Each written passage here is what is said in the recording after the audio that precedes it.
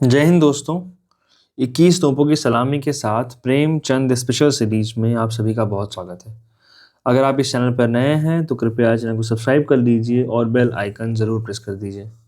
साथ में एक आवश्यक सूचना, ये चैनल रोज़ आपके लिए एक रोचक कार्यक्रम इतिहास में आज लेकर प्रस्तुत होता है। इसी के साथ इसी चैनल पर चित्रा बनर्जी दिवाकरुणी की पुस्तक सीतायण, जो कि सीता के परिप्रेक्ष्य से राम की कथा को प्रस्तुत करती है, ज़रूर आनंद लीजिए। आइए शुरू करते हैं आज की नई कहानी, शराब की दुकान। कांग्रेस कमेटी में यह सवाल पेश था, शराब और ताड़ी की दुकानों पर कौन धरना देने जाए। कमेटी के 25 मेंबर सिर झुकाए बैठे थे, पर किसी के मुंह से बात ना निकलती थी। मामला बड़ा नाजुक था। पुलिस के हाथों गिरफ्तार हो जाना तो ज़्यादा मुश्किल बात न थी। पुलिस के कर्मचारी अपनी जिम्मेदारियों को समझते हैं, क्योंकि अच्छे और बुरे तो सभी जगह होते हैं। लेकिन पुलिस के अफसर कुछ लोगों को छोड़कर सभ्यता से इतने खाली नहीं होते कि जाति और देश पर जान देने वालों के साथ दुर्व्यवहार करें। लेकिन नशेबाजों में यह जिम्मेदारी कहाँ? उनमें तो अधिकांश ऐसे लोग होते हैं जिन्हें घुड़की धमकी के सिवा और किसी शक्ति के सामने झुकने की आदत नहीं। मारपीट से नशा हिरण हो सकता है, पर शांतिवादियों के लिए तो वह दरवाजा बंद है। तब कौन इस ओखली में सिर दे, कौन पियक्कड़ों की गालियां खाए? बहुत संभव है कि वे हाथापाई कर बैठे। उनके हाथों पिटना किसे मंजूर हो सकता था? फिर पुलिस वाले भी बैठे तमाशा ना देखेंगे, उन्हें और भी भड़काते रहेंगे। पुलिस की शह पाकर ये नशे के बंदे जो कुछ न कर डालें वह थोड़ा। ईंट का जवाब पत्थर से दे नहीं सकते, और इस समुदाय पर विनती का कोई असर नहीं। एक मेंबर ने कहा, मेरे विचार में तो इन जातों में पंचायतों को फिर संभालना चाहिए। इधर हमारी लापरवाही से इनकी पंचायतें निर्जीव हो गई हैं। इसके सिवा मुझे तो कोई और उपाय नहीं सूझता। सभापति ने कहा, हाँ, यह एक उपाय है, मैं इसे नोट किए लेता हूँ, पर धरना देना जरूरी है। दूसरे महाशय बोले, उनके घरों पर जाकर समझाया जाए तो अच्छा असर होगा। सभापति ने अपनी चिकनी खोपड़ी चलाते हुए कहा, यह भी अच्छा उपाय है, मगर धरने को हम लोग त्याग नहीं सकते। फिर सन्नाटा हो गया। पिछली कतार में एक देवी भी मौन बैठी हुई थी। जब कोई मेंबर बोलता, वह एक नजर उसकी तरफ डालकर फिर सिर झुका लेती। इसी कांग्रेस की लेडी मेंबर थी। उनके पति महाशय जीपी सक्सेना कांग्रेस के अच्छे काम करने वालों में थे। उनका देहांत हुए 3 साल हो गए थे। मिसेस सक्सेना ने इधर 1 साल से कांग्रेस के कामों में भाग लेना शुरू कर दिया था, और कांग्रेस कमेटी ने उन्हें अपना मेंबर चुन लिया था। वह शरीफ घरानों में जाकर स्वदेशी और खद्दर का प्रचार किया करती। जब कभी कांग्रेस के प्लेटफॉर्म पर बोलने खड़ी होती तो उनका जोश देखकर ऐसा मालूम होता था मानो आकाश में उड़ जाना चाहती हैं। कुंदन का सा रंग लाल हो जाता था। बड़ी बड़ी करुण आंखें जिनमें जल भरा हुआ मालूम होता था, चमकने लगती थी। बड़ी खुशमिजाज और इसके साथ बला की निर्भीक स्त्री थी। दबी हुई चिंगारी थी जो हवा पाकर दहक उठती थी। उनके मामूली शब्दों में इतना आकर्षण कहाँ से आ जाता था, कह नहीं सकते। कमेटी के कई जवान मेंबर जो पहले कांग्रेस में बहुत कम आते थे, अब बिला नागा करने आने लगे। मिसेस सक्सेना कोई भी प्रस्ताव करें, उनका अनुमोदन करने वालों की कमी न थी। उनकी सादगी, उनका उत्साह, उनकी विनय, उनकी मृदुवाणी कांग्रेस पर उनका सिक्का जमा देती थी। हर आदमी उनकी खातिर सम्मान की सीमा तक करता था, पर उनकी स्वाभाविक नम्रता उन्हें अपने दैवी साधनों से पूरा पूरा फायदा न उठाने देती थी। जब कमरे में आती, लोग खड़े हो जाते थे, पर वह पिछली सबसे आगे न बढ़ती थी। मिसेस सक्सेना ने प्रधान से पूछा, शराब की दुकानों पर औरतें धरना दे सकती हैं? सबकी आंखें उनकी ओर उड़ गईं। इस प्रश्न का आशय सब समझ गए थे। प्रधान ने कातर स्वर में कहा, महात्मा जी ने तो यह काम औरतों को ही सुपुर्द करने पर जोर दिया है, पर मिसेस सक्सेना ने उन्हें अपना वाक्य पूरा न करने दिया। बोली, तो फिर मुझे इस काम पर भेज दीजिए। लोगों ने कौतूहल की आंखों से मिसेस सक्सेना को देखा। यह सुकुमारी, जिसके कोमल अंगों में शायद हवा भी चुभती रही, गंदी गलियों में ताड़ी और शराब की दुर्गंध भरी दुकानों के सामने जाने और नशे से पागल आदमियों की कलुषित आंखों और बाहों का सामना करने को कैसे तैयार हो गई? एक महाशय ने अपने समीप के आदमी के कान में कहा, भला की निडर औरत है। उन महाशय ने जले हुए शब्दों में उत्तर दिया, हम लोगों को कांटों में घसीटना चाहती है और कुछ नहीं। वह बेचारी क्या पिकेटिंग करेगी? दुकान के सामने खड़ा तक तो हुआ न जाएगा। प्रधान ने सिर झुकाकर कहा, मैं आपके साहस और उत्सर्ग की प्रशंसा करता हूँ, लेकिन मेरे विचार में अभी इस शहर की दशा ऐसी नहीं है कि देवियां पिकेटिंग कर सकें। आपको खबर नहीं नशेबाज कितने मुंहफट होते हैं, विनय तो वो जानते ही नहीं। मिसेस सक्सेना ने व्यंग्य भाव से कहा, तो क्या आपका विचार है कि कोई ऐसा जमाना भी आएगा जब शराबी लोग विनय और शील के पुतले बन जाएंगे? यह दशा तो हमेशा ही रहेगी। आखिर महात्मा जी ने कुछ समझ कर ही औरतों को यह काम सौंपा है। मैं नहीं कह सकती कि मुझे कहाँ तक सफलता होगी, पर इस कर्तव्य को टालने से काम न चलेगा। प्रधान ने पसोपेश में पढ़कर कहा, मैं तो आपको इस काम के लिए घसीटना उचित नहीं समझता, आगे आपको इख्तियार है। मिसेस सक्सेना ने जैसे विनय का आलिंगन करते हुए कहा, मैं आपके पास फरियाद लेकर ना आऊंगी कि मुझे फला आदमी ने मारा या गाली दी। इतना जानती हूं कि अगर मैं सफल हो गई तो ऐसी स्त्रियों की कमी न रहेगी जो इस काम को 16 आने अपने हाथ में न ले लें। इस पर एक नौजवान मेंबर ने कहा, मैं सभापति जी से निवेदन करूंगा कि मिसेस सक्सेना को यह काम देकर आप हिंसा का सामना कर रहे हैं। इससे यह कहीं अच्छा है कि आप मुझे यह काम सौंपे। मिसेस सक्सेना ने गर्म होकर कहा, आपके हाथों हिंसा होने का डर और भी ज्यादा है। इस नौजवान मेंबर का नाम जयराम एक बार बड़ा व्याख्यान देने के लिए जेल हो आए थे, पर उस वक्त उनके सिर गृहस्थी का भार न था। कानून पढ़ते थे। अब उनका विवाह हो गया था, 2-3 बच्चे भी हो गए थे। दशा बदल गई थी। दिल में वही जोश, वही तड़प, वही दर्द था, पर अपनी हालत से मजबूर थे। मिसेस सक्सेना की ओर नम्र आकर से देख के बोले, आप मेरी खातिर इस गंदे काम में हाथ न डालें। मुझे 1 सप्ताह का अवसर दीजिए। अगर इस बीच में कहीं दंगा हो गया तो आपको उसे निकाल देने का अधिकार होगा। मिसेस सक्सेना जयराम को खूब जानती थी। उन्हें मालूम था कि यह त्याग और साहस का पुतला है और अब तक परिस्थितियों के कारण पीछे दबका हुआ था। इसके साथ ही वह यह भी जानती थी कि इसमें वह धैर्य और बर्दाश्त नहीं है जो पिकेटिंग के लिए लाजमी है। जेल में उसने दरोगा को अपशब्द कहने पर चांटा लगाया था और उसकी सजा 3 महीने और बढ़ गई थी। बोली, आपके सिर गृहस्थी का भार है। मैं घमंड नहीं करती, पर जितने धैर्य से मैं यह काम कर सकती हूँ आप नहीं कर सकते।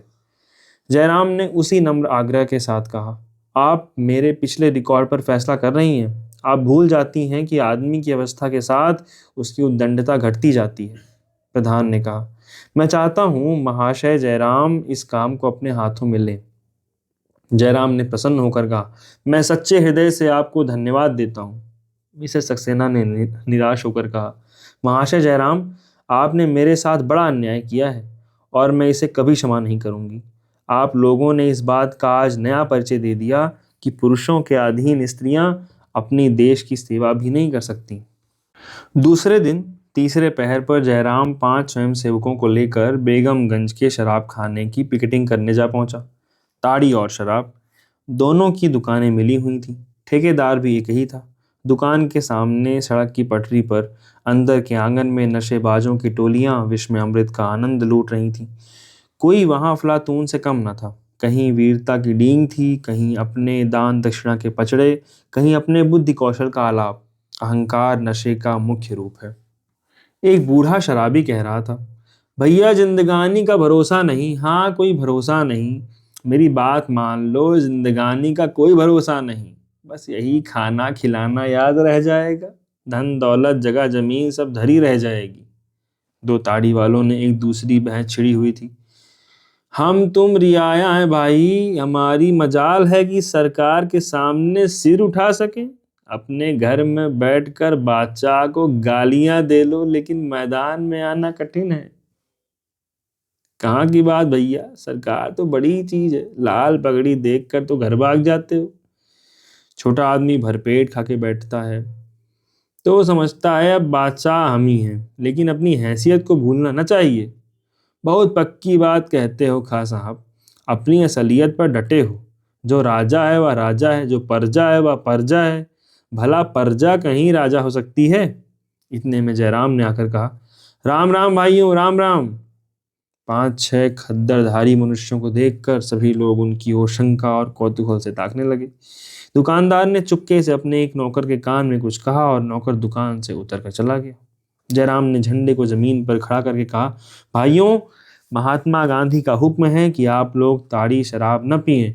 जो रुपए आप यहाँ उड़ा देते हैं, अगर वह अपने बाल बच्चों को खिलाने पिलाने में खर्च करें तो कितनी अच्छी बात हो। जरा देर के नशे के लिए आप अपने बाल बच्चों को भूखों मारते हैं, गंदे घरों में रहते हैं, महाजन की गालियां खाते हैं। सोचिए, इस रुपए से आप अपने प्यारे बच्चों को कितने आराम से रख सकते हैं। एक बूढ़े आदमी ने अपने साथी से कहा, भैया, है तो बुरी चीज, घर तबाह करके छोड़ती है, मुदा इतनी उम्र पीते कट गई तो अब मरते दम क्या छोड़ें। उसके साथी ने समर्थन किया, पक्की बात कहते हो चौधरी, जब इतनी उम्र पीते कट गई तो अब मरते दम क्यों छोड़ें। जयराम ने कहा, वाह चौधरी, यही तो उम्र है छोड़ने की, जवानी तो दीवानी होती है, उस वक्त सब कुछ मुआफ है। चौधरी ने तो कोई जवाब न दिया, लेकिन उसके साथी ने, जो काला मोटा बड़ी बड़ी मूंछों वाला आदमी था, सरल आपत्ति के भाव से कहा, अगर पीना बुरा है तो अंग्रेज क्यों पीते हैं। जयराम वकील था, उसे बहस करना भीड़ के छत्ते को छेड़ना था। बोला, यह तुमने बहुत अच्छा सवाल पूछा भाई। अंग्रेजों के बाप दादा भी 150-200 साल पहले लुटेरे थे। हमारे तुम्हारे बाप दादा ऋषि मुनि थे। लुटेरों की संतान पिए तो पीने दो, उनके पास न कोई धर्म है न नीति, लेकिन ऋषियों की संतान उनकी नकल क्यों करें। हम और तुम उन महात्माओं की संतान हैं जिन्होंने दुनिया को सिखाया, जिन्होंने दुनिया को आदमी बनाया। हम अपना धर्म छोड़ बैठे, उसी का फल है आज हम गुलाम हैं। लेकिन अब हमने गुलामी की जंजीरों को तोड़ने का फैसला कर लिया है। और एक थानेदार और 4-5 कांस्टेबल आ खड़े हुए। थानेदार ने चौधरी से पूछा, यह लोग तुमको धमका रहे हैं। चौधरी ने खड़े होकर कहा, नहीं हुजूर, या तो हमें समझा रहे हैं। कैसे प्रेम से समझा रहे हैं कि वाह। थानेदार ने जयराम से कहा, अगर यहाँ फिसाद हो जाए तो आप जिम्मेदार होंगे। जयराम, मैं उस वक्त तक जिम्मेदार हूँ जब तक आप ना रहें। आपका मतलब है कि मैं फिसाद कराने आया हूँ। मैं यह नहीं कहता, लेकिन आप आए हैं तो अंग्रेजी साम्राज्य की अतुल शक्ति का परिचय जरूर ही दीजिएगा। जनता में उत्तेजना फैलेगी, तब आप पिल पड़ेंगे और 10-20 आदमियों को मार गिराएंगे। वही सब जगह होगा और यहाँ भी होगा।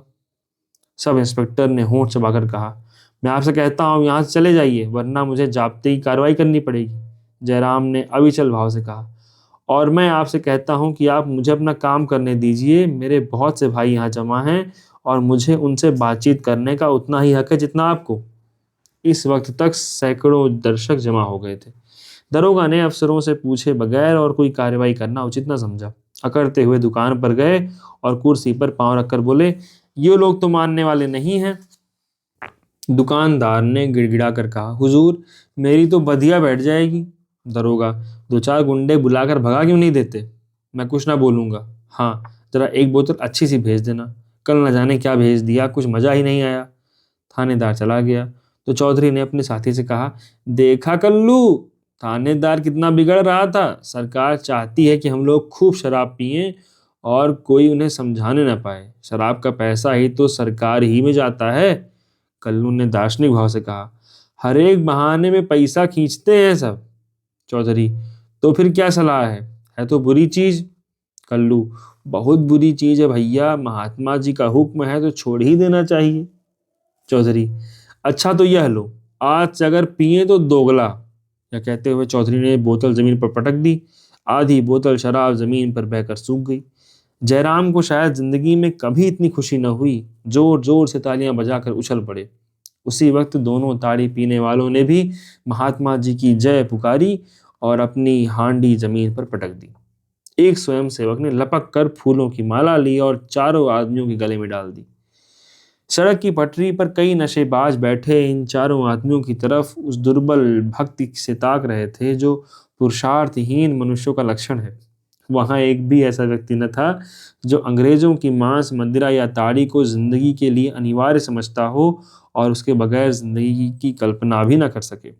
सभी लोग नशे में दूषित समझते थे। केवल दुर्बलेंद्रिय होने के कारण नित्य आकर ही पिए जाते थे। चौधरी, जिसे घाघ पियक्कड़ की बोतल पटकते देखकर उनकी आंखें खुल गईं, एक मरियल दाढ़ी वाले आदमी ने आकर चौधरी की पीठ ठोकी। चौधरी ने उसे पीछे ढकेल कर कहा, पीठ क्या ठोकता हो जी, जाकर अपनी बोतल पटक दो। दाढ़ी वाले ने कहा, आज और पी लें दो चौधरी, अल्लाह जानता है कल से इधर भूल कर भी ना आऊंगा। चौधरी, जितनी बची हो उसके पैसे हमसे ले लो, घर जाकर बच्चों को मिठाई खिला देना। दाढ़ी वाले ने जाकर बोतल पटक दी और बोला, लो तुम भी क्या कहोगे, अब तो हुए खुश। चौधरी, अब तो ना पियोगे कभी। दाढ़ी वाले ने कहा, अगर तुम ना पियोगे तो मैं भी ना पीऊंगा। जिस दिन तुमने पी उस दिन फिर शुरू कर दी। चौधरी की तत्परता ने दुराग्रह की जड़ें हिला दी। बाहर अभी 5-6 आदमी और थे। वे सचेत निर्लज्जता से बैठे हुए अभी तक पीते जाते थे। जयराम ने उनके सामने जाकर कहा, भाइयों, आपके 5 भाइयों ने अभी आपके सामने अपनी अपनी बोतलें पटक दी। क्या आप उन लोगों को बाजी जीत लेने देंगे? एक ठिगने काले आदमी ने, जो किसी अंग्रेज का खानसामा मालूम होता था, लाल लाल आंखें निकाल कर कहा, हम पीते हैं, तुमसे क्या मतलब? तुमसे भीख मांगने तो नहीं जाते। जयराम ने समझ लिया, अब बाजी मार ली। गुमराह आदमी जब विवाद करने पर उतर आए तो समझ लो वह रास्ते पर आ जाएगा। चुप्पा ऐब वह चिकना घड़ा है जिस पर किसी बात का असर नहीं होता। जयराम ने कहा, अगर मैं अपने घर में आग लगाऊं तो उसे देखकर क्या आप मेरा हाथ ना पकड़ लेंगे? मुझे तो इसमें रत्ती भर संदेह नहीं कि आप मेरा हाथ ही ना पकड़ लेंगे, बल्कि मुझे वहां से जबरदस्ती खींच ले जाएंगे। चौधरी ने खानसामा की तरफ मुग्ध आंखों से देखा, मानो कह रहा है, इसका तुम्हारे पास क्या जवाब है? और बोला, जमादार, अब इसी बात पर बोतल पटक दो। खान साहब ने जैसे काट खाने के लिए दांत तेज कर लिए और बोला, बोतल क्यों पटक दूं? पैसे नहीं दिए हैं? चौधरी परास्त हो गया। जयराम से बोला, इन्हें छोड़िए बाबूजी, यह लोग इस तरह मानने वाले आसामी नहीं है। आप इनके सामने जान भी दे दें तो भी शराब न छोड़ेंगे। हाँ, पुलिस की एक घुड़की पा जाएं तो फिर कभी इधर भूल कर भी ना आएंगे। खान सामान ने चौधरी की ओर तिरस्कार के भाव से देखा, जैसे कह रहा हो, क्या तुम समझते हो कि मैं ही मनुष्य हूँ, यह सब पशु हैं? फिर बोला, तुमसे क्या मतलब है जी? क्यों बीच में कूद पड़ते हो? मैं तो बाबूजी से बात कर रहा हूँ। तुम कौन होते हो बीच में बोलने वाले? मैं तुम्हारी तरह नहीं हूं कि बोतल पटक कर वाह वाह कराऊं, कल फिर मुंह में कालिख लगाऊं, घर पर मंगवा कर पीऊं। जब यहाँ छोड़ेंगे तो सच्चे दिल से छोड़ेंगे, फिर कोई लाख रुपए भी दे तो आंख उठा कर न देखेंगे। जयराम, मुझे आप लोगों से ऐसी ही आशा है। चौधरी ने खान सामा की ओर कटाक्ष करके कहा, क्या समझते हो मैं कल फिर पीने आऊंगा? खान सामा ने उद्दंडता से कहा, हाँ हाँ, कहता हूं तुम आओगे और बद कर जाओगे। कहो, पक्के कागज पर लिख दूं। चौधरी, अच्छा भाई, तुम बड़े धर्मात्मा हो, मैं पापी सही। तुम छोड़ोगे तो जिंदगी भर के लिए छोड़ोगे, मैं आज छोड़कर कल फिर पीने लगूंगा, यही सही। मेरी एक बात गांठ बांध लो, तुम उस वक़्त छोड़ोगे जब जिंदगी तुम्हारा साथ छोड़ देगी, इसके पहले तुम नहीं छोड़ सकते। खानसामा, तुम मेरे दिल का हाल क्या जानते हो? चौधरी, जानता हूं, तुम्हारे जैसे सैकड़ों आदमियों को भुगत चुका हूं। खानसामा, तो तुमने ऐसे वैसे बेशर्मों को देखा होगा, हयादार आदमियों को न देखा होगा। या कहते हुए उसने जाकर बोतल पटक दी और बोला, अब अगर तुम इस दुकान पर देखना तो मुंह में कालिख लगा देना। चारों तरफ तालियां बजने लगीं। मर्द ऐसे होते हैं। ठेकेदार ने दुकान के नीचे उतर कर कहा, तुम लोग अपनी अपनी दुकान पर क्यों नहीं जाते जी? मैं तो किसी की दुकान पर नहीं जाता। एक दर्शक ने कहा, खड़े हैं तो तुमसे मतलब, सड़क तुम्हारी नहीं है। तुम गरीबों को लूटे जाओ, किसी के बाल बच्चों भूखे मरें, तुम्हारा क्या बिगड़ता है? दूसरे शराबियों से, क्या यारों, अब भी पीते जाओगे? जानते हो यह किसका हुक्म है? अरे कुछ भी तो शर्म करो। जयराम ने दर्शकों से कहा, आप लोग यहाँ भीड़ न लगाएं और न किसी को भला बुरा कहें। मगर दर्शकों का समूह बढ़ता ही जाता था। अभी तक 4-5 आदमी बेगम बैठे हुए कुल्हड़ पर कुल्हड़ चढ़ा रहे थे। एक मनचले आदमी ने जाकर उस बोतल को उठा लिया जो उनके बीच में रखी थी और उसे पटकना चाहता था कि चारों शराबी उठ खड़े हुए उसे पीटने लगे। जयराम और उसके स्वयंसेवक तुरंत वहां पहुंच गए और उसे बचाने की चेष्टा करने लगे कि चारों उसे छोड़कर जयराम की तरफ लपके। दर्शकों ने देखा कि जयराम पर मार पड़ना चाहती है तो कई आदमी झल्ला कर उन चारों शराबियों पर टूट पड़े, लातें, घूंसे और डंडे चलाने लगे। जयराम को इसका कुछ अवसर न मिलता था कि किसी को समझाए, दोनों हाथ फैलाए उन चारों के वारों से बच रहा था। वह चारों भी आपे से बाहर होकर दर्शकों पर डंडे चला रहे थे। जयराम दोनों तरफ से मार खाता था। शराबियों के वार भी उस पर पड़ते थे, तमाशाइयों के वार भी उस पर पड़ते थे, पर वह उनके बीच से हटता न था। अगर वह इस वक्त अपनी जान बचाकर हट जाता तो शराबियों की खैरियत न थी। इसका दोष कांग्रेस पर पड़ता। वह कांग्रेस को इस आक्षेप से बचाने के लिए अपने प्राण देने को तैयार था। मिसेस सक्सेना को अपने ऊपर हंसने का मौका वह देना न चाहता था। आखिर उसके सिर पर डंडा इस जोर से पड़ा कि वह सिर पकड़कर बैठ गया। आंखों के सामने तितलियां उड़ने लगीं। फिर उसके होश न रहा। जयराम सारी रात बेहोश पड़ा रहा। दूसरे दिन सुबह को जब उसे होश आया तो सारी देह में पीड़ा हो रही थी और कमजोरी इतनी थी कि रह रहकर जी डूबता जाता था। एकाएक सिरहाने की तरफ आंख उड़ गई तो मिसेस सक्सेना बैठी नजर आई। उन्हें देखते ही स्वयं सेवकों के मना करने पर भी वह उठ बैठा। दर्द और कमजोरी दोनों जैसे गायब हो गई। एक एक अंग में स्फूर्ति दौड़ गई। मिसेस सक्सेना ने उसके सिर पर हाथ रखकर कहा, आपको बड़ी चोट आई, इसका सारा दोष मुझ पर है। जयराम ने भक्ति में कृतज्ञता के भाव से देखकर कहा, चोट तो ऐसी ज्यादा न थी, इन लोगों ने बरबस पट्टी सट्टी बांधकर जख्मी बना दिया। मिसेस सक्सेना ने ग्लानित होकर कहा, मुझे आपको न जाने देना चाहिए था। जयराम, आपका वहां जाना उचित न था। मैं आपसे अब भी यही अनुरोध करूंगा कि उस तरफ न जाइएगा। मिसेस सक्सेना ने जैसे उन बाधाओं पर हंसकर कहा, वाह, मुझे आज से वहां पिकेट करने की आज्ञा मिल गई है। आप मेरी इतनी विनय मान जाइएगा। शोधों के लिए आवाज कसना बिल्कुल मामूली बात है। मैं आवाजों की परवाह नहीं करती। तो फिर मैं भी आपके साथ चलूंगा। आप इस हालत में हैं? मिसेस सक्सेना ने आश्चर्य से कहा, मैं बिल्कुल अच्छा हूँ, सच। यह नहीं हो सकता। जब तक डॉक्टर यह न कह देगा कि अब आप वहां जाने के योग्य हैं, आपको न जाने दूंगी, किसी तरह नहीं। तो मैं भी आपको न जाने दूंगा। मिसेस सक्सेना ने मृदु व्यंग्य के साथ कहा, आप भी अन्य पुरुषों की ही भांति स्वार्थ के पुतले हैं। सदा यश खुद लूटना चाहते हैं, औरतों को कोई मौका नहीं देना चाहते। कम से कम यह तो देख लीजिए कि मैं भी कुछ कर सकती हूं या नहीं। जयराम ने व्यथित कंठ से कहा, जैसी आपकी इच्छा। तीसरे पहर मिसेस सक्सेना चारों स्वयंसेवकों के साथ बेगमगंज चली गई। जयराम आंखें बंद किए चारपाई पर पड़ा था। शोर सुनकर चौंका और अपनी स्त्री से पूछा, यह कैसा शोर है? स्त्री ने खिड़की से झांक कर देखा और बोली, वह औरत जो कल आई थी, झंडा लिए कई आदमियों के साथ जा रही है। इसे शर्म भी नहीं आती? जयराम ने उसके चेहरे पर क्षमा की दृष्टि डाली और विचार में डूब गया। फिर वह उठ खड़ा हुआ और बोला, मैं भी वहीं जाता हूँ। स्त्री ने उसका हाथ पकड़कर कहा, अभी कल मार खाकर आए हो, आज फिर जाने की सूझी? जयराम ने हाथ छुड़ाकर कहा, तुम उसे मार कहती हो? मैं उसे उपहार समझता हूँ। स्त्री ने उसका रास्ता रोक लिया। कहती हूँ, तुम्हारा जी अच्छा नहीं, मत जाओ। क्यों मेरी जान के गाहक हुए हो? उसकी देह में हीरे नहीं जड़े जो वहां कोई नोच लेगा। जयराम ने मिन्नत करके कहा, मेरी तबीयत बिल्कुल अच्छी है चम्मू। अगर कुछ कसर है तो वह भी मिट जाएगी। भला सोचो, यह कैसे मुमकिन है कि एक देवी उन शोधों के बीच में पिकेटिंग करने जाए और मैं बैठा रहूं? मेरा वहां रहना जरूरी है। अगर कोई बात आ पड़ी तो कम से कम मैं लोगों को समझा तो सकूंगा। चम्मू ने जल कर कहा, यह क्यों नहीं कहते कि कोई और ही चीज खींचे लिए जाती है?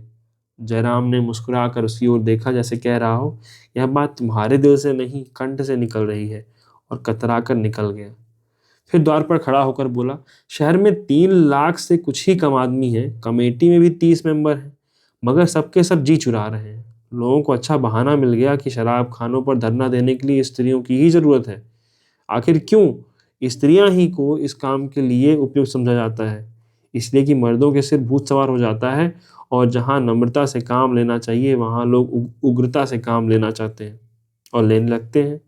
वे देवियां क्या इसी योग्य हैं कि शोधों के फिक्रे सुने और उनकी कुदृष्टि का निशाना बने? कम से कम मैं यह नहीं देख सकता। वह लगड़ाता हुआ घर से निकल पड़ा। चम्मू ने फिर उसे रोकने का प्रयास नहीं किया। रास्ते में एक स्वयंसेवक मिल गया। जयराम ने उसे साथ लिया और एक तांगे पर बैठकर चला।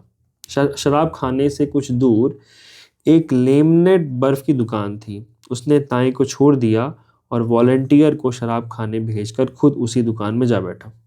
दुकानदार ने लेमनेट का एक गिलास उसे देते हुए कहा, बाबूजी, कल वाले चारों बदमाश आज फिर आए हुए हैं। आपने ना बचाया होता तो आज शराब या ताड़ी की जगह हल्दी गुड़ पीते। जयराम ने गिलास लेकर कहा, तुम लोग बीच में न कूद पड़ते तो मैंने उन सबको ठीक कर लिया होता। दुकानदार ने प्रतिवाद किया, नहीं बाबूजी, वह सब छटे हुए गुंडे हैं। मैं तो उन्हें अपनी दुकान के सामने खड़ा भी नहीं होने देता। चारों 3-3 साल काट आए हैं। अभी 20 मिनट भी न गुजरे होंगे कि एक स्वयंसेवक आकर खड़ा हुआ। जयराम ने संचित होकर पूछा, कहो, क्या हो रहा है वहां? स्वयंसेवक ने कुछ ऐसा मुंह बना लिया जैसे वहां की दशा कहना वह उचित नहीं समझता, और बोला, कुछ नहीं, देवी जी आदमियों को समझा रही हैं। जयराम ने उसकी ओर अतृप्त नेत्रों से देखा, बल्कि ताका, मानो कह रहे हूं, बस इतना ही? इतना तो मैं जानता ही था। स्वयं सेवक ने एक क्षण बाद फिर कहा, देवियों का ऐसे शोधों के सामने जाना अच्छा नहीं। जयराम ने अधीर होकर पूछा, साफ साफ क्यों नहीं कहते, क्या बात है? स्वयं सेवक डरते डरते बोला, सबके सब उनसे दिल लगी कर रहे हैं, देवियों का यहाँ आना अच्छा नहीं।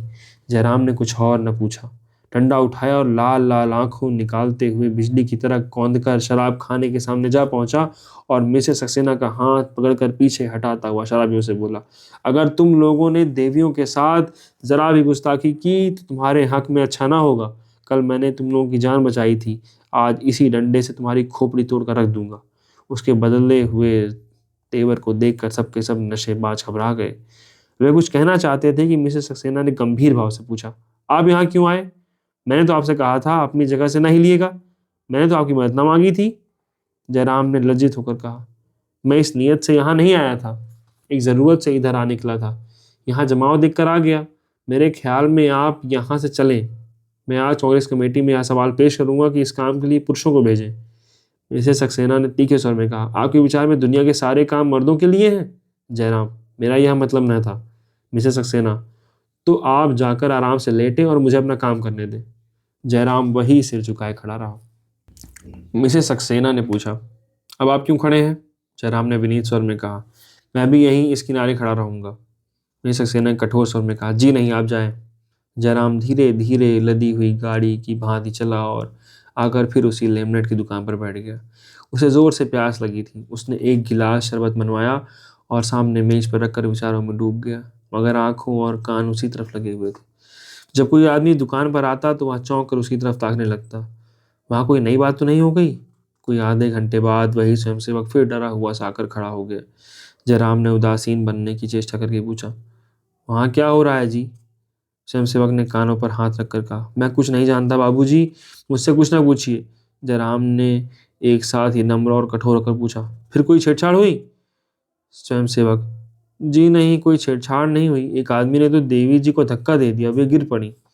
जयराम निस्पंद बैठा रहा, पर उसके अंतराल में भूकंप सा मचा हुआ था। बोला, उनके सामने के स्वयंसेवक क्या कर रहे हैं? खड़े हैं। देवी जी उन्हें बोलने ही नहीं देती। तो क्या बड़े जोर से धक्का दिया? जी हाँ, गिर पड़ी, घुटनों में चोट आ गई। वे आदमी साथ पी रहे थे। जब एक बोतल उड़ गई तो उनमें से एक आदमी दूसरी बोतल लेने चला। देवी जी ने रास्ता रोक लिया, बस उसने धक्का दे दिया। वही जो काला काला मोटा सा आदमी है, कल वाले चारों आदमियों की शरारत है। जयराम उन्माद की दशा में वहां से उठा और दौड़ता हुआ शराब खाने के सामने आया। मिसेस सक्सेना ने सिर पकड़े हुए जमीन पर बैठे हुई थी और वह काला मोटा आदमी दुकान पर कटघरे के सामने खड़ा था। 50 आदमी जमा थे। जयराम ने उसे देखते ही लपक कर उसकी गर्दन पकड़ ली और इतने जोर से दबाई कि आंखें बाहर निकल आईं। मालूम होता था उसके हाथ फौलाद के हो गए हैं। सहसा मिसेस सक्सेना ने आकर उसका फौलादी हाथ पकड़ लिया और भवें सिकोड़कर बोली, छोड़ दो इसी गर्दन, अब क्या इसकी जान लोगे? जयराम ने और जोर से उसकी गर्दन दबाई और बोला, हाँ ले लूंगा, ऐसे दुष्ट की यही सजा है। मिसेस सक्सेना ने अधिकार कर उसे गर्दन उठाकर कहा, आपको यहाँ आने का कोई अधिकार नहीं है। एक दर्शक ने कहा, ऐसा दबाओ बाबूजी कि साला ठंडा हो जाए। उसने देवी जी को ऐसा ढकेला कि बेचारी गिर पड़ी। हमें तो बोलने का हुक्म नहीं है, नहीं तो हड्डी तोड़कर रख देते। जयराम ने शराबी की गर्दन छोड़ दी। वह किसी बाज के चंगुल से छूटी हुई चिड़िया की तरह सहमा हुआ खड़ा रहा। उसे एक धक्का देते हुए उसने मिसेस सक्सेना से कहा, आप यहाँ चलती क्यों नहीं? आप जाए, मैं बैठता हूँ। अगर एक छटाक शराब बिक जाए तो मेरा कान पकड़ लीजिएगा। उसका दम फूलने लगा। आंखों के सामने अंधेरा छा रहा था। वह खड़ा न रह सका। जमीन पर बैठकर रुमाल से माथे का पसीना पोंछने लगा। मिसेस सक्सेना ने परिहास करके कहा, आज कांग्रेस ने इस काम का भार मुझ पर रखा है। आपको मेरे बीच में बोलने का कोई हक नहीं। आप मेरा अपमान कर रहे हैं। कांग्रेस कमेटी के सामने आपको जवाब देना होगा। जयराम तिलमिला उठा, बिना कोई जवाब दिए लौट पड़ा और वेग से घर की तरफ बढ़ा। पर जो जो आगे बढ़ता था उसकी गति मंद होती जाती थी, यहाँ तक कि बाजार के दूसरे सिरे पर आकर वह रुक गया। रस्सी यहाँ खत्म हो गई। उसके आगे जाना उसके लिए असाध्य हो गया। जिस झटके ने उसे वहां तक भेजा था उसकी शक्ति अब शेष हो गई थी। उन शब्दों में जो कटुता और चोट थी उसमें अब सहानुभूति और स्नेह की सुगंध आ रही थी। उसे फिर चिंता हुई, न जाने वहां क्या हो रहा है। कहीं उन बदमाशों ने और कोई दुष्ट न की हो या पुलिस ना आ जाए। वह बाजार की तरफ मुड़ा, लेकिन एक कदम ही चलकर फिर रुक गया। ऐसे पशुपेश में वह फिर न पड़ेगा। सहसा उसे वही स्वयंसेवक दौड़ता आता दिखाई दिया। वह बदहवास होकर उससे मिलने के लिए खुद भी उसकी तरफ दौड़ा। बीच में दोनों मिल गए। जयराम ने हाफते हुए पूछा, क्या हुआ? क्यों भागे आ रहे हो? स्वयंसेवक ने दम लेकर कहा, बड़ा गजब हो गया बाबूजी। आपके आने के बाद वह काला शराबी बोतल लेकर दुकान से चला तो देवी जी दरवाजे पर बैठ गई। वह बार बार देवी जी को हटाकर निकलना चाहता था, पर वह फिर आकर बैठ गई। धक्कम धक्के में उनके कुछ कपड़े फट गए हैं और कुछ चोट भी। अभी बात पूरी न हुई थी कि जयराम शराब खाने की तरफ दौड़ा। जयराम शराब खाने के सामने पहुंचा तो देखा मिसेस सक्सेना के चारों स्वयंसेवक दुकान के सामने लेटे हुए हैं और मिसेस सक्सेना एक किनारे सिर झुकाए खड़ी हैं। जयराम ने डरते डरते उनके चेहरे पर निगाह डाली। आंचल पर रक्त की बूंदें दिखाई दी। उसे फिर कुछ सुध न रही। खून की वह चिंगारियां जैसे उसके रोम रोम में समा गईं। उसका खून खौलने लगा, मानो उसके सिर खून सवार हो गया हो। वह उन चारों शराबियों पर टूट पड़ा और पूरे जोर के साथ लकड़ी चलाने लगा। एक एक बंदूक की जगह वह एक एक घड़ा खून बहा देना चाहता था। खून उसे कभी इतना प्यारा न था। खून में इतनी उत्तेजना है, इसकी उसे खबर न थी।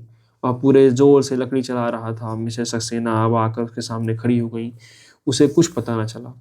जब वह जमीन पर गिर पड़ी तब उसे जैसे होश आया हो।